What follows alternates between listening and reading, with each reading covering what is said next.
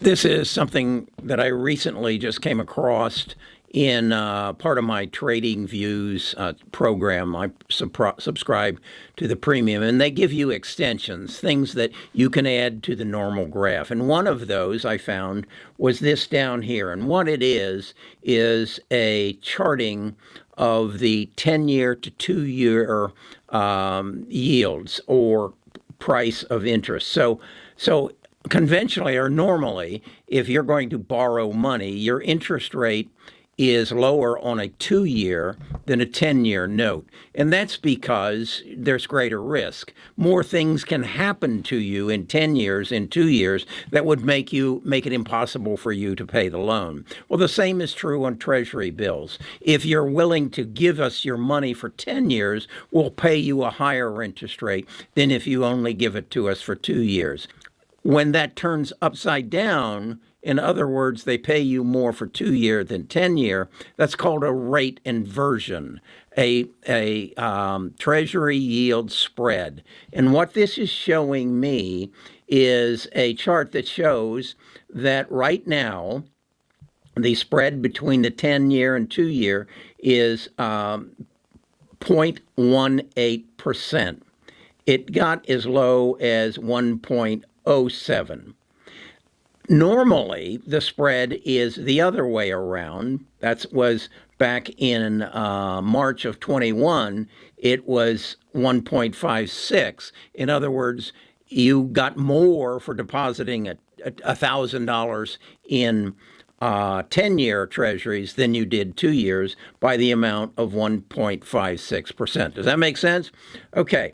The other part of this is the tracking of the interest rate. So as you can see right now, the conventional interest rate is 5.45%.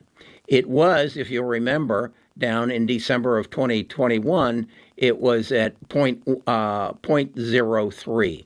So what we're seeing is as interest rates or as yields, the spread comes down favoring the 2-year, interest rates have gone up. And what is that? What we need to know then is what is the effect of that on the stock market? Interest rates are low as a result of the pandemic. The stock market goes up. Interest rates go up even further. And now the stock market starts to come down. And then we get into this inversion. And roughly about 3 months after the inversion starts, interest rates continue to go up and the stock market goes up. In fact, it rallies. Okay? So the question then I started to ask is, okay, I now understand that relationship. What happens next?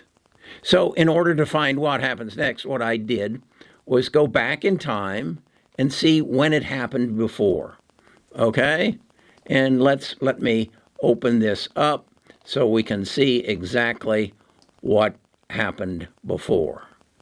Okay, this is 2006. The spread bounces under the even line and making the 2-year paying a highest rate there. Then it corrects, then it comes down again, then it corrects, and then it kicks in. And much like it did, and notice at the same time, believe it or not, interest rates are going up. Interest rates are going up. Here we're at 5.1%. They level off. The market does well. And then we end this inversion of the yield curve. We go a little ways, the market just reacts to it, and then interest rates start going down. We finished this inversion about May of 07. Interest rates started going down, and the market started going down in October. So we've got May, June, July, August, September, October, about 5 months. And then the market tanks. That's interesting. And the spread keeps going up and interest rates keep going down. Then we hit the subprime crisis. What caused that? Bad banking practices, defaults in consumer mortgages. What have we got going on right now? We've got a peak in the defaults of commercial markets. So I went up and I looked it up and I said, how much money was involved back here in the defaults of real estate mortgages? And I found it was $300 billion. So then I peeled back and I said, okay, now we're in 2024. Let's go all the way over there and let me adjust my chart. And we know that commercial loans are reaching new defaults. We learned, I showed you a video from a 60 Minutes program that said roughly 40% of all the office buildings in New York City and many other cities were underwater. So I looked that up, and it basically said that 46% of all commercial loans are in default or approaching default. Well, how much is that? That's $535.2 billion. Back there in '07, we were dealing with defaults of $300 billion. Now we're looking at almost twice that, $535 billion. So if that holds true, then interest rates will come out here and Jerome Powell will start reducing them, right?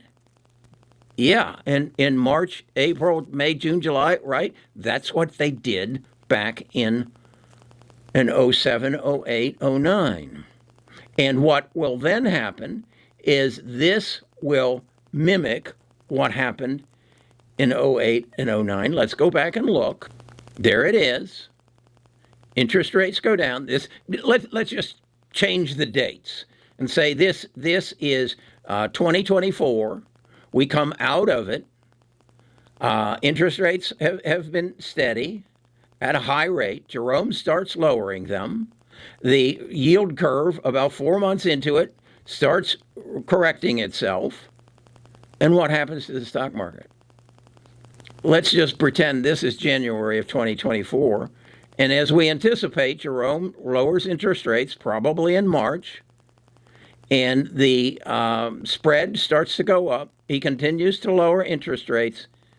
And the market crashes.